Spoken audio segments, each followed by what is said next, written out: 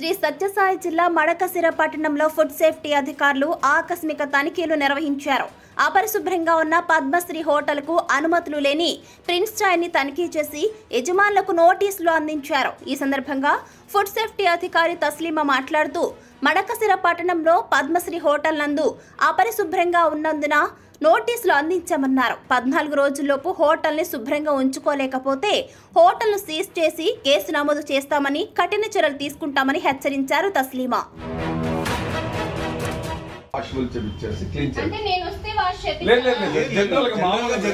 మామూలు చేస్తాము. మా ఫాదర్ శర్మ మేము 1 ఇయర్ ఏమి వర్క్ చేయకూడదు. గుడిబండ మేడం. గుడిబండలో కూడా కలర్ వాడుతున్నారా? అసలు కలర్ యూజ్ చేయకండి. Gobi okay madam. కర్ణాటకలో గోబీ బ్యాన్ చేశారు. Okay madam. దేనికి అనుకుంటున్నారు? అదే కలర్స్ గురించి. Harmful colours. అదే బుష్ ఒరిజినల్ అని వాడుతుంటాం మేడం. బుష్ ఒరిజినల్ అని బుష్ ఒరిజినల్ అని కాదు. బుష్ కలర్ దేనికి పర్మిటెడ్ లిమిట్స్ ఉంటాయి. వీళ్ళు మోతాదుకు మించి కలిపేస్తూ ఉంటారు. అందులో ఎంత కలిపాడని తెలియదు కదా. మీరు ఏమైనా మెజర్ చేస్తున్నారా? లైట్ మెజర్ అంటే లైట్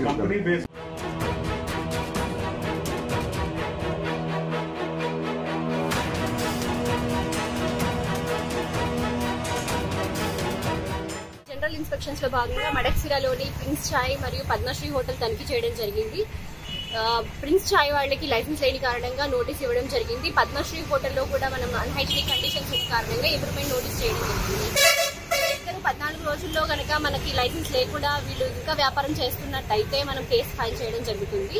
ఇంప్రూవ్మెంట్ నోటీస్ అయితే 14 రోజుల్లో వాళ్ళు ఎలాంటి మార్పులు చేసుకోలేకపోతే మనం డైరెక్ట్ గా జేసీ గారి దగ్గర పెట్టేసి ఫైన్ ఇంపోజ్ చేయడం జరుగుతుంది. కండిషన్స్ అయితే చాలా ఉన్నాయండి. చూస్తున్నట్టయితే మా వైట్ వాష్ కానీ వేయించలేదు, అలానే గ్రైండర్స్ దగ్గర ఎక్కడంటే అక్కడ అక్యుములేట్ అయిపోయింది డస్ట్.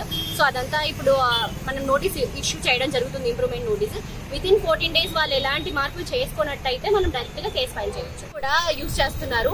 గోబీస్ లో లాంటివి మనం రెగ్యులర్ గా చెప్తున్నప్పటికీ ఎలాంటి మార్పు రావట్లేదు. అక్కడక్కడ తనిఖీలు చేసి మేము శాంపుల్స్ లిఫ్ట్ చేస్తున్నాము. ఫెయిల్ అయిన సందర్భాలు ఉన్నాయి. నెక్స్ట్ రాబోయే రోజుల్లో మడకశిరలో కూడా అలాంటి శాంపుల్స్, కలర్ఫుల్ శాంపుల్స్ ఏమైనా ఉంటే లిఫ్ట్ చేసి ల్యాబ్ కి పంపించడం జరుగుతుంది. రకాలు ఉంటాయండి. అన్సేఫ్ కేసెస్ ఉంటాయి, సబ్స్టాండర్డ్ అండ్ మిస్బ్రాండెడ్ కేసెస్ ఉంటాయి. సో సబ్స్టాండర్డ్ అండ్ మిస్బ్రాండెడ్ మనం జాయింట్ కలెక్టర్ గారి దగ్గర ఫైల్ చేయడం జరుగుతుంది. అన్సేఫ్ కేసెస్ డైరెక్ట్ గా కోర్టులో ఫైల్ చేయడం జరుగుతుంది.